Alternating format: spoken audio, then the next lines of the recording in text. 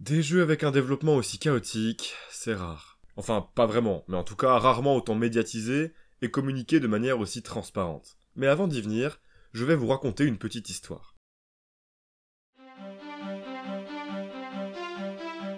Inazuma Eleven, c'était une série de jeux absolument culte à la fin des années 2000, début des années 2010.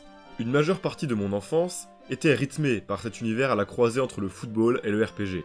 Les matchs intenses, les techniques spéciales qui en mettent plein la vue en épousant le côté over the top, les émotions pures, les scénarios qui partent dans tous les sens, tout en racontant des trucs inspirants qui parlaient terriblement à l'enfant que j'étais, les OST qui tapent dans les feels, les chara-design bariolés pleins d'originalité, le gameplay aux petits oignons hyper inventif, la générosité sans borne de ces jeux, les secrets cachés, et les manipulations imbitables pour recruter les meilleurs joueurs, ouais. C'est pas des blagues quand les gamins de la génération Inazuma disent qu'ils essayaient de refaire les techniques de la série dans la vraie vie.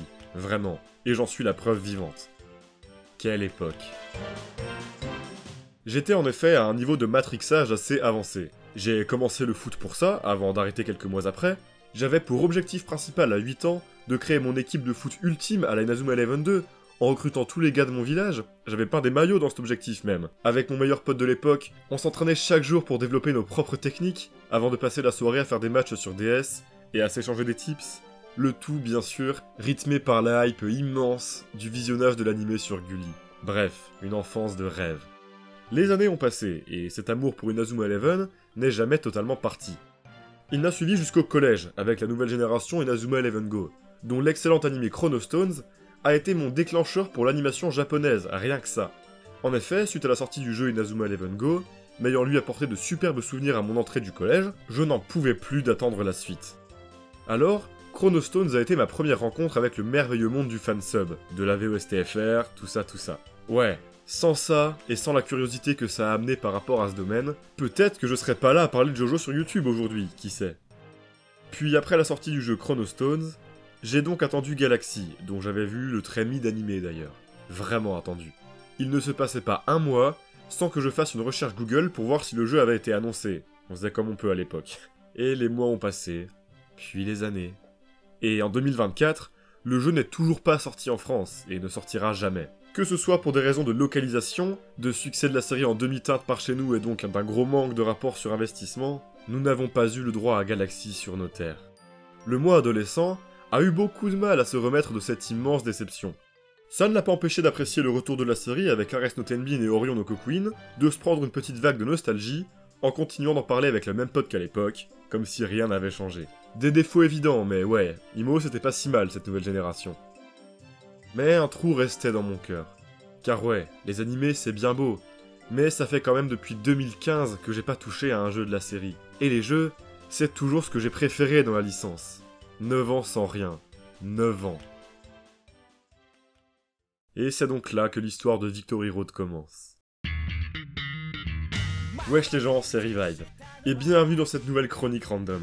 Une chronique plutôt particulière et inattendue, à la structure un peu freestyle.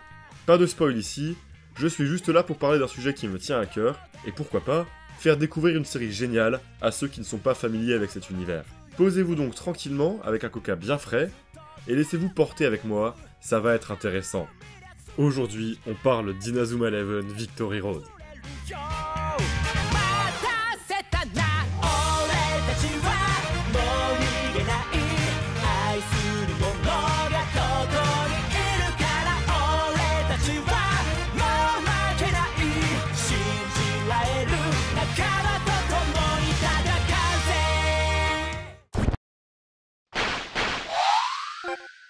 La traversée du désert. Ça, c'est du sport. En 2016 est annoncé le futur d'Inazuma Eleven. Ce futur, il sera basé autour de la nouvelle série, revisitant l'histoire du premier jeu comme une sorte de timeline alternative, Ares no Tenbin. Malheureusement, et dû à plusieurs raisons parfaitement légitimes, entre autres les difficultés à faire la transition 3DS vers Switch avec les évidents changements de gameplay intégraux qui vont avec, le développement a pris énormément de retard.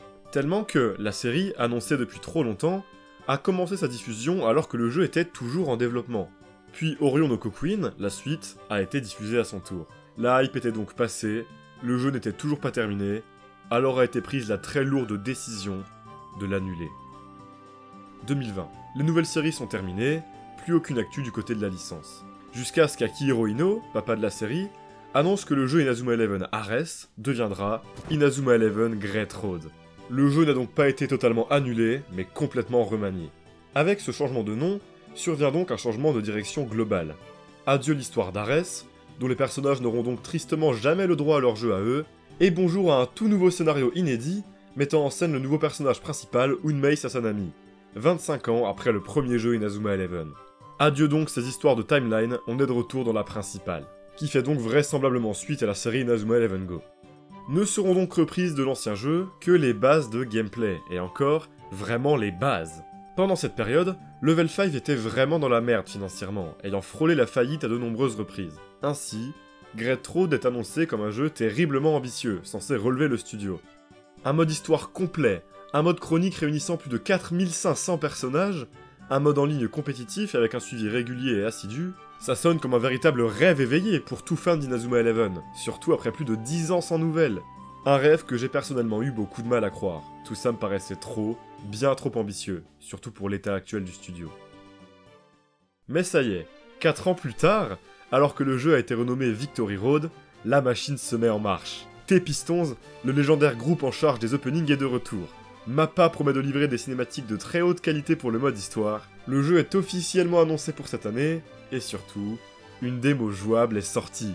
Oui, le jeu est réel, et la hype grimpe jusqu'à atteindre des sommets.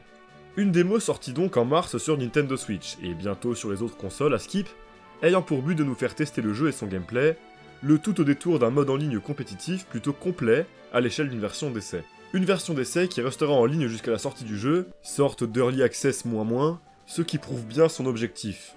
Permettre aux développeurs de recueillir des avis pour peaufiner leur jeu au max. Et étant donné la mise à jour sortie récemment, et corrigeant de nombreux problèmes relevés par les joueurs, ainsi que les déclarations de Ino, Level 5 ont l'air d'en effet énormément écouter la communauté, ce qui est rassurant. La date de sortie sera révélée fin août, début septembre, en même temps que la roadmap pour la première année du jeu. Qu'en est-il de cette démo donc? Personnellement, j'ai été majoritairement convaincu. Il y a quelques soucis, notamment au niveau de quality of life des menus et du fonctionnement du mode online, ce qui a été plutôt réglé maintenant, mais bon Dieu que le gameplay est fun, c'est dynamique, intelligent, prenant, palpitant. En ce qui concerne les bases de leur gameplay, Level 5 ont totalement réussi leur transition vers la Switch, ce qui n'était pas mince à faire. 40 heures de jeu sur la démo, rang maximal atteint, Academy Alius niveau 50 battu, je pense que le jeu me plaît, ouais. Ceci dit, quelques trucs me turlupinent encore. J'ai toujours du mal à imaginer que ce soit possible de faire figurer 4500 personnages. Peine à me faire une idée de comment est-ce que des mécaniques comme les Miximax et autres esprits guerriers pourront être intégrés à l'avenir dans un système déjà si complexe, car ouais, c'est bien prévu. Et ne comprends pas comment un tel jeu pourrait se retrouver sur mobile, en ayant peur que ça le contraigne techniquement sur ses autres versions. Ce qui, malgré tout, me laisse encore des doutes quant à ces modes online / chronique de Victory Road, censé être en quelque sorte l'ultime compilation d'Inazuma Eleven, la culmination de ces 15 dernières années. Mais ce n'est pas ce dont je souhaite vous parler aujourd'hui. Non, aujourd'hui, j'aimerais revenir sur un aspect du jeu en lequel j'ai plus confiance, en lequel je crois fermement, et sur lequel il y a énormément de choses à dire. Un mode de jeu moins ambitieux et dans la folie des grandeurs, mais maîtrisé par ses développeurs, et qui s'avère extrêmement intéressant. Je parle bien sûr du mode histoire. En effet, en ce mois de mai, la démo de Victory Road a été mise à jour pour accueillir le premier chapitre de son mode histoire, soit un beau cadeau offert par Level 5, et aussi une occasion de plus pour eux de corriger les soucis que la communauté leur remonte grâce à leur outil Inazuma Post, sur lequel chacun peut mettre ses petits commentaires. Ce que j'ai fait et que je vous invite à faire d'ailleurs. Je me suis donc posé une soirée pour faire ce chapitre 1, et bon sang que ces 3 heures de jeu étaient riches en réflexion. Après cette longue intro, c'est donc pour ça que je suis là aujourd'hui. Vous donner mes ressentis sur cette démo de l'histoire d'un des jeux que j'attends le plus, en tout cas le jeu que j'ai le plus attendu de toute ma vie de gamer, un jeu qui ne m'a jamais autant hypé, mais pour lequel j'ai des grosses craintes. Je veux qu'il soit bon, je veux qu'il soit génial, de tout mon cœur. Je crois en vous, Level 5. Avant de se lancer dans cette analyse, il y a quelques trucs qu'il faut savoir. Déjà, ça a été dit par Akihiro Ino, cette version du chapitre 1 n'est pas exactement la même qu'on aura in-game à la sortie du jeu. Je ne sais pas exactement en quoi, mais il faut bien garder à l'esprit que toutes les choses dont je parlerai par la suite sont vouées à être modifiées. Ensuite, cette vidéo a pris un peu de retard. Ainsi, entre le moment où je l'ai écrite et le moment où je la monte, la démo est sortie sur PlayStation et Steam. et avec ça une mise à jour qui ajoute des éléments et en modifie d'autres. Je ferai donc quelquefois des pauses dans cette analyse, pour étayer ce que je dis en prenant en compte la mage, même si vous le verrez, rien n'a été complètement bouleversé. Bref, ne tardons pas plus, et voyons donc ce que cette démo du chapitre 1 dit sur Inazuma 11 Victory Road.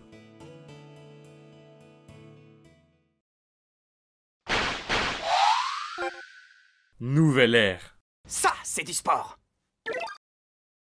Dans ce nouvel opus, on va donc suivre un nouveau protagoniste, Unmei Sasanami, Destined Below en français. Il s'agit d'un jeune garçon ayant une profonde aversion pour le football, et qui cherche donc absolument à rejoindre un collège où le sport n'est pas pratiqué. Il atterrira donc au collège Nagumohara, où sa rencontre avec Sakurasaki Joji, Braillard Bloomerst en français, délinquant notoire faisant manifestement tout pour se faire virer de l'établissement, enclenchera la roue du destin. On découvrira donc l'histoire de deux garçons autrefois passionnés de football, mais dont leur passion a été volée par le cours parfois terrible de la vie. S'engage donc une quête de réconciliation avec ce sport et de véritable reconstruction. L'idée, c'est qu'un peu à la manière d'Inazuma 11 premier du nom, on devra construire une équipe de foot de zéro, dans un collège qui n'en a pas, et où ce sport est plutôt mal vu. Les circonstances sont certes un peu différentes, le ton aussi, car au lieu d'incarner un pecno fan de foot plein d'entrain que les gens regardent mal, on incarnera un garçon qui ne peut plus jouer au foot, pour des raisons que je vous laisserai le soin de découvrir, et qui va donc retrouver la joie de ce sport au travers de ses camarades, de la satisfaction de réunir une équipe puissante, de grandir ensemble, et de les voir gagner, quand bien même ils ne jouent pas directement. Et je trouve ce propos très fort, l'idée de retrouver un bonheur a priori perdu d'une manière différente, de trouver une solution alternative pour réaliser ses rêves, de ne pas se plier à ce qui paraît être un destin irrémédiable et une vie triste, je trouve ça très beau et très encourageant.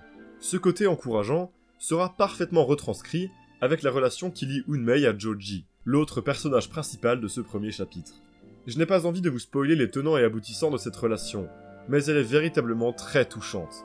Je ne suis ceci dit pas spécialement convaincu à 100% par la scène révélant les raisons de pourquoi Unmei ne peut pas jouer au foot et faisant évoluer leur relation qui arrive à la fin de la démo. Je trouve le propos excellent et le character development très bon, mais les circonstances sont un peu ridicules, pas assez pour ne pas prendre la scène au sérieux, parce qu'on sait qu'Inazuma c'est parfois un peu exagéré dans les émotions. Et donc il y a une certaine suspension consentie d'incrédulité, mais ça m'a tout de même fait un peu tiquer du haut de mes 20 ans. Enfin, on a donc affaire à un scénario prenant, mettant en scène deux personnages très bien écrits et tout aussi attachants. Je suis en effet très fan d'Unmei, qui a un caractère vraiment original pour un personnage de la série. Son ton très détaché, qui se ressent particulièrement dans les affrontements, sur lesquels je reviendrai tout à l'heure, ça me plaît beaucoup. Mais il est malgré tout quelqu'un de gentil, attentionné, ultra déter aussi, et en résulte un personnage complet, humain et merveilleusement caractérisé. Joji est aussi très intéressant, bien qu'ayant une backstory classique, mais sa relation et surtout son parallèle avec Unmei vient clairement affiner son écriture. J'ai très hâte de voir où tout ça va aller. Ça promet beaucoup. Retour du football frontière, d'anciens persos qui ont vieilli, découverte de nouveaux personnages très prometteurs. Haru putain, la scène finale m'a sacrément hypé. Je bout d'impatience à l'idée de voir ces personnages évoluer et d'en rencontrer de nouveaux, de voir les nouvelles super techniques, de découvrir les enjeux et de voir le lore s'étendre. Tous les ingrédients sont en tout cas là pour faire quelque chose de très fort, en termes de hype, d'émotion, de fanservice, bref, à tous les niveaux. Rien que de voir le teaser du chapitre 2, avec cette idée de construire une équipe de zéro en recrutant les différents élèves de Nagumohara, chacun avec leur histoire, pour les voir devenir plus forts et resserrer leurs liens, j'en suis tout émoustillé. Je retrouve les mêmes sensations que quand j'étais gosse sur le premier Inazuma 11, ça me rend trop heureux. Ce scénario est sublimé par des cinématiques de très haute qualité réalisées par Mappa. J'ai l'impression qu'il y a un espèce de mix étrange entre anime 2D classique et CGI, dont je peine un peu à cerner les détours.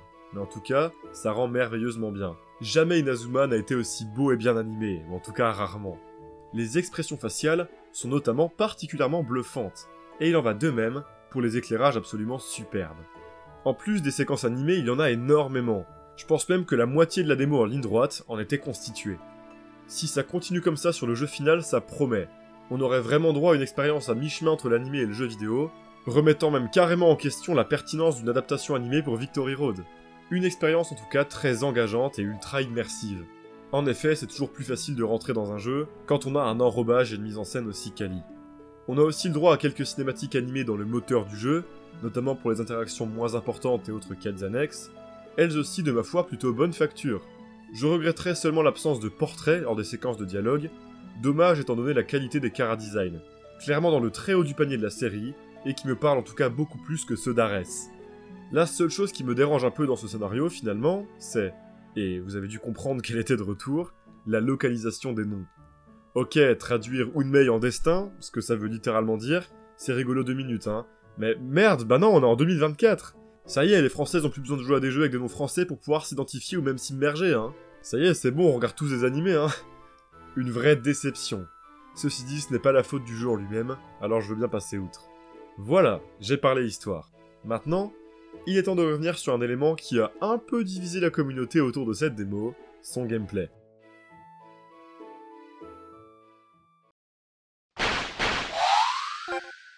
Il est où le foot ? Ça, c'est du sport.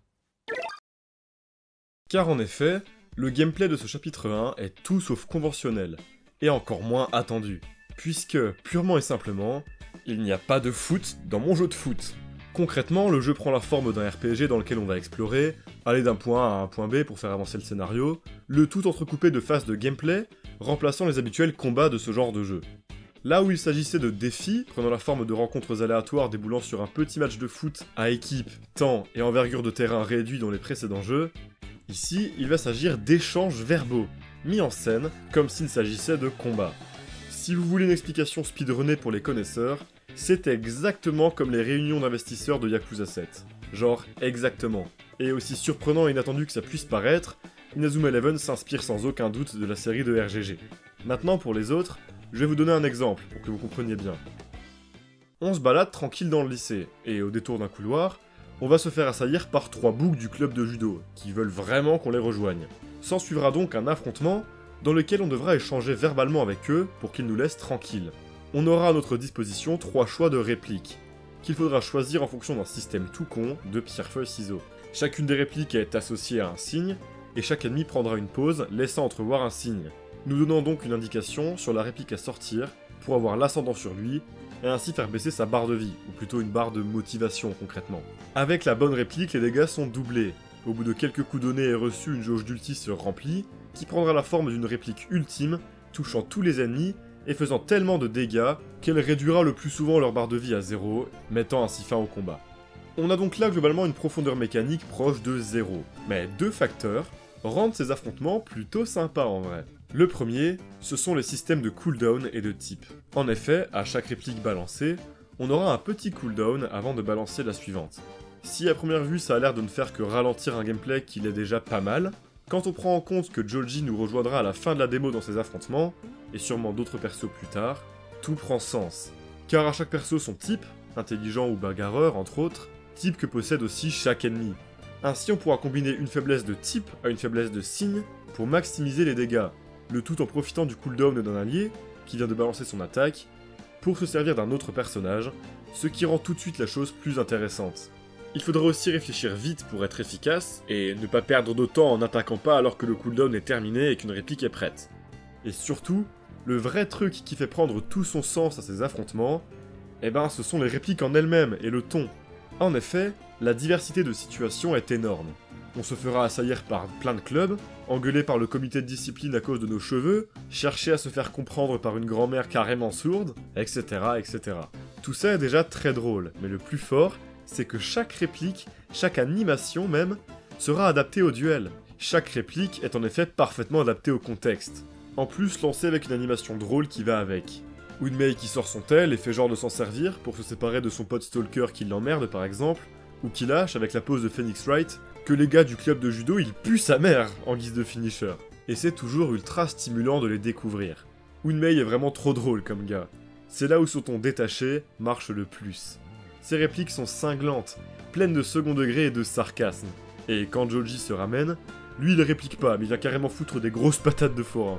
Bref, c'est étonnamment drôle, et je ne me serais jamais attendu à voir un tel ton dans un jeu Inazuma Eleven. Les efforts mis dans ces affrontements sont véritablement impressionnants. Malheureusement, si l'idée m'a pas mal plu, j'émets tout de même d'évidentes réserves quant à ce système, et comprends parfaitement les critiques qui lui sont adressées. Déjà, la jouabilité de ces affrontements en eux-mêmes est lourde, très lourde. C'est lent, un peu chiant. Mais pour le coup, je pense qu'avoir d'autres personnages dans ces phases, ça aidera sans aucun doute. Et surtout, ça pourrait être réglé hyper facilement. Selon moi, il suffit d'une interface avec un peu plus de folie, plus stylisée, avec plus d'effets volontairement grotesques, et surtout, faire en sorte d'associer une réplique à un bouton, à la manière de l'interface d'un Persona 5, plutôt que d'utiliser un trop lourd curseur. Ce simple changement ferait une énorme différence, j'en suis convaincu, car le tout manque en plus grandement de lisibilité. La mise à jour a modifié deux choses pour essayer d'améliorer ce système. Premièrement, désormais, on voit directement avec un symbole quels signes de la main font les ennemis. Je trouve ça un peu dommage. Je trouve que se concentrer pour voir quels signes de la main les ennemis faisaient était une mécanique en soi. Mais bon, les positions que prennent les ennemis sont plutôt répétitives, et ça va sûrement pas aller en s'arrangeant au fil du jeu. Alors afficher les signes n'est peut-être pas une si mauvaise idée pour le quality of life. Et deuxièmement, là c'est par contre carrément con, on peut désormais mettre pause à tout moment en affrontement. De cette manière, on aura bien le temps de voir quel signe fait l'ennemi, bien le temps de réfléchir à notre prochain move. Ah ouais, c'est comme ça que vous comptez corriger la lisibilité de ces affrontements, en permettant de faire pause au sein d'un gameplay timé, dans lequel on doit être rapide et efficace dans nos choix? J'ai même pas besoin d'expliquer en quoi ça va à l'encontre totale du game design de ces affrontements. C'est clairement la solution de facilité, et je maintiens que la meilleure façon de régler ça, c'est en améliorant l'interface. Voilà pour la jouabilité. Ensuite, la répartition des affrontements dans cette démo est clairement contestable. Concrètement, la plupart de ces affrontements sont optionnels. Les seuls obligatoires sont rares, bien intégrés, pertinents, drôles, et ne poseront aucun souci à personne. Mais les optionnels sont juste beaucoup trop nombreux.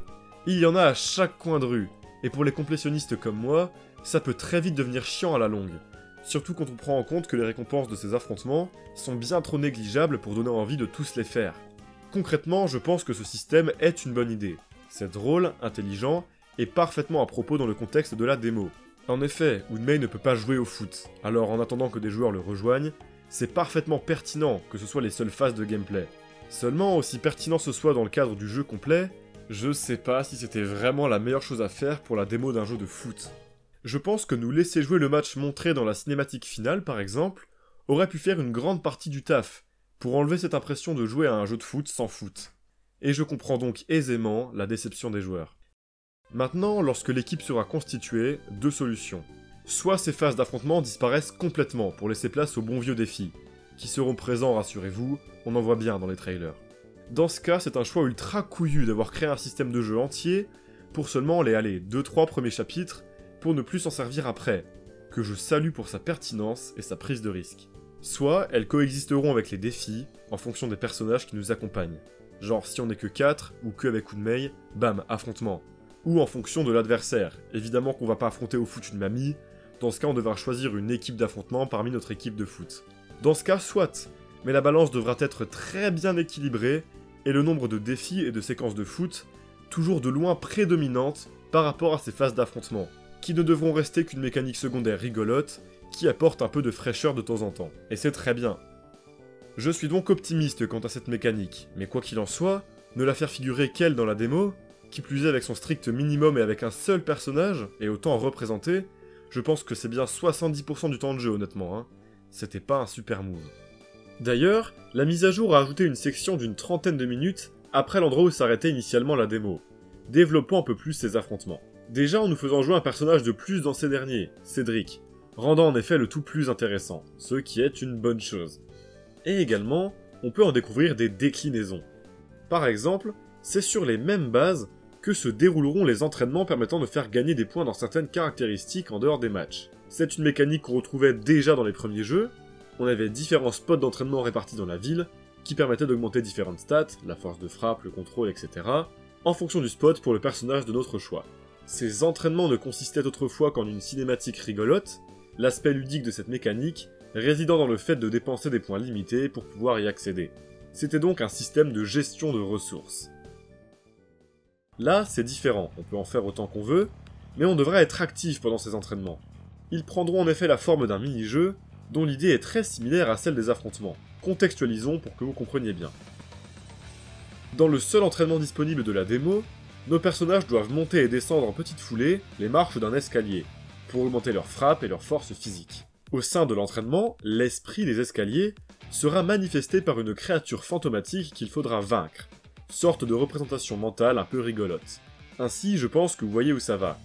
Cette créature agira exactement comme les ennemis des affrontements, à savoir qu'elle fera des signes avec ses mains, qu'il faudra donc contrer avec le signe inverse en pierre-feuille-ciseaux. Le système est donc exactement le même, à une seule variante de gameplay près. Unmei, étant en quelque sorte l'entraîneur, n'affrontera pas l'esprit, mais se contentera d'encourager ses alliés. Ainsi, lorsque son tour viendra, on pourra choisir une option pouvant redonner les PV perdus suite aux attaques de l'esprit, ou offrir divers buffs. Je trouve ce système vraiment cool. J'avais au début absolument pas compris comment ça fonctionnait. J'avais pas capté que l'esprit faisait des signes de la main, et donc pensais que le pierre-feuille-ciseaux était au pif, n'ayant donc aucun intérêt. Si, il fait bien des signes de la main, juste que là, pour absolument aucune raison viable, ces signes ne sont pas indiqués avec une icône comme sur les affrontements depuis la mise à jour, et donc j'ai pas cherché plus loin. Oh, c'est pas très sérieux Level 5, allez au bout de vos idées quand même. Mais après avoir capté, ouais. J'aime pas mal l'idée de voir cette mécanique de pierre-feuille-ciseaux être déclinée dans plein d'aspects du jeu.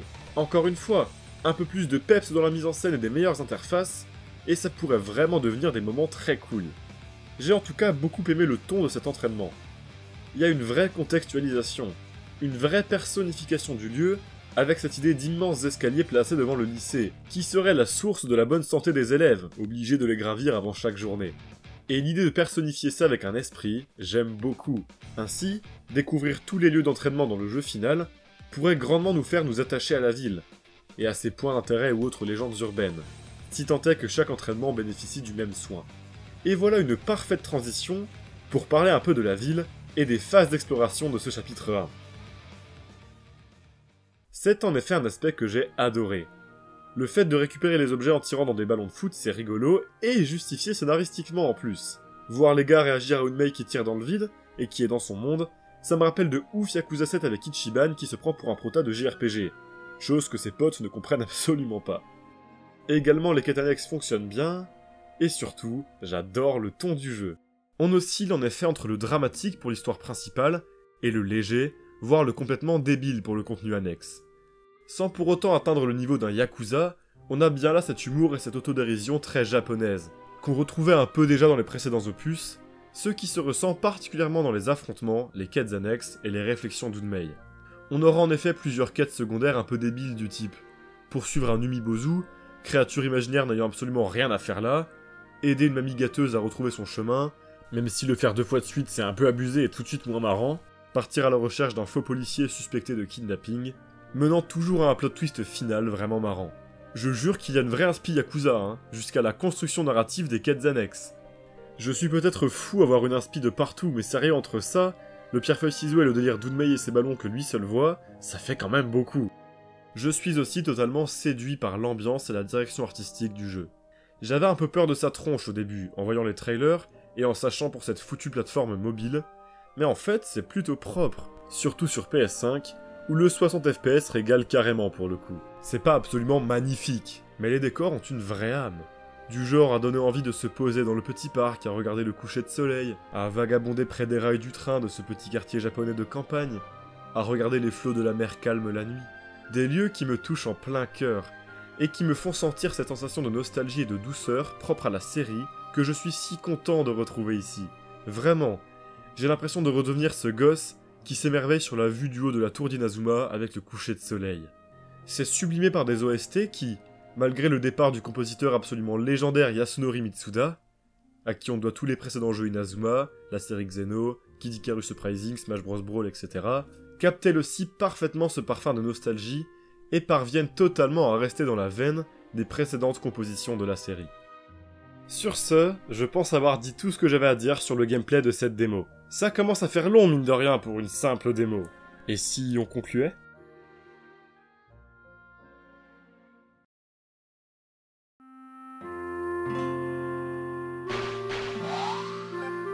Un avenir éclatant ? Vous l'avez compris, j'ai été conquis par cette démo de l'histoire d'Inazuma Eleven Victory Road. Il y a évidemment de nombreux soucis, aux côtés d'autres trucs pas vraiment rassurants pour l'état du jeu. Les zones pas accessibles, c'est pas qu'elles sont pas modélisées et texturées, mais je fais confiance à Level 5. Malgré les passes compliquées qu'a traversé le studio, ça reste une équipe bourrée de profonds talents et de gars visionnaires. Des gars visionnaires, ambitieux certes, mais qui savent ce qu'ils font, et qui surtout écoutent profondément les retours de leurs fans. Ils ont la profonde volonté de faire le jeu Inazuma ultime, qui plaira à tout le monde.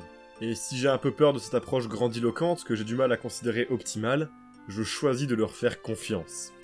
Je choisis de leur faire confiance, car malgré les défauts de cette démo de l'histoire, on sent leur volonté de bien faire, d'innover, et surtout, tellement de choses sont si merveilleusement réussies que j'ai du mal à croire à la douche froide. L'histoire, les chara-design, les seiyuu, les décors, l'idée des affrontements, les sublimes cinématiques, le niveau de peaufinage, les musiques... Ouais, c'est un jeu fait avec sérieux, qui a des choses à dire, dont on ressent tout de même qu'il a 10 ans de développement chaotique derrière lui, quand on suit un peu les mises à jour et tout ce qui se passe. Mais pour quelqu'un qui découvre cette démo dans sa dernière version sans avoir aucun contexte, ben cette gestation compliquée ne saute carrément pas aux yeux, et c'est un très bon point. Voilà, je pense que j'ai dit tout ce que j'avais à dire. J'espère que ce petit exercice d'analyse vous aura plu. Je trouve que c'est un jeu fascinant à analyser. Je ne sais pas si vous auriez imaginé que j'aurais autant de choses à dire sur une démo d'1 heure, mais que voulez-vous, son contexte de développement, sa forme, ce qu'elle raconte sur Level 5, sa série phare, et même le développement de jeu en général est absolument passionnant. En attendant la sortie du jeu, butez-vous sur la démo multijoueur, matez ou rematez les séries animées, streamez les merveilleux openings de T-Pistons, et surtout, jouez ou rejouez aux excellents jeux vidéo que sont toutes les entrées de la série Inazuma Eleven. Si vous regardez cette vidéo en étant totalement détaché de cet univers, que vous ne connaissiez pas du tout ou que vous n'ayez eu qu'un bref contact avec l'anime, je ne peux que vous inviter à vous lancer corps et âme dans la série de jeux. C'est intelligent, fascinant d'un point de vue game design, rempli de personnages attachants, mis en scène au travers de scénarios alliant drame et pur over the top complètement con, mais qui fonctionnent toujours. Personnellement, mes entrées préférées sont sans aucun conteste Inazuma Eleven 2, pur diamant brut nostalgique absolument culte, et Chronostones, dont le ton embrassant totalement ce côté over the top et allant au bout de la chose me plaît énormément, et dont le gameplay est de loin le meilleur de tous les épisodes sortis en France. Et puis purée, le plot c'est quand même de voyager à travers les époques pour que chaque membre de l'équipe fusionne avec des figures historiques genre Nobunaga Oda, Jeanne d'Arc ou même un dinosaure, afin de créer l'équipe vraiment ultime, pour cette fois-ci, vraiment défoncer les extraterrestres fans de foot qui envahissent la Terre. J'aime trop cette série.